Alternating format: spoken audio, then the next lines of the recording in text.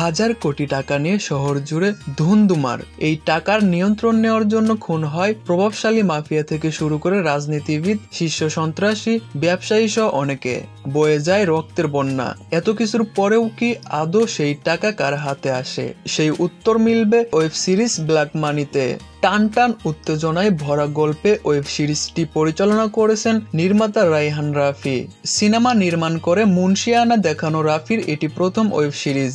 10 তারিখ প্রকাশ্যে এসেছেন এর ফার্স্ট লুক, যেখানে পিস্তল হাতে চিত্রনায়ক রুবেল ও পূজা চেরিকে দেখা গেছে গ্ল্যামারাস লুকে।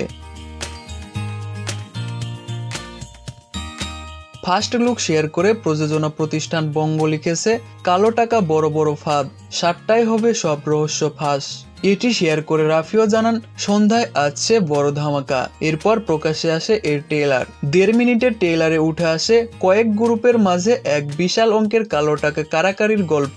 উঠে আসে খুন, মাফিয়া দলের সঙ্গে পুলিশের বন্দুক যুদ্ধের মতো দৃশ্য।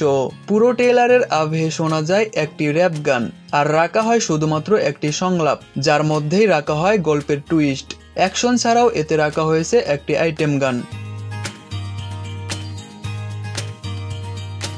এর আগে একটি থিম পোস্টার প্রকাশিত হয়, যেখানে দেখা যায় একটি আবদ্ধ ঘরে পুরানো আলমারি টেবিল, ফ্লোর ভর্তি টাকার বান্ডিল, রয়েছে বস্তা বস্তা টাকা, দেখা যায় চকচকে 1000 টাকার নোট। উল্লেখ্য, এই সিরিজে রুবেল ও পূজা চেরি ছাড়াও অভিনয় করেছেন সালাউদ্দিন লাবলু, পাভেল, মুকিত জাকারিয়া, সুমন আনোয়ার সহ অনেকে। শীঘ্রই ওটিটি প্ল্যাটফর্ম বঙ্গতে এটি মুক্তি পাওয়ার কথা রয়েছে।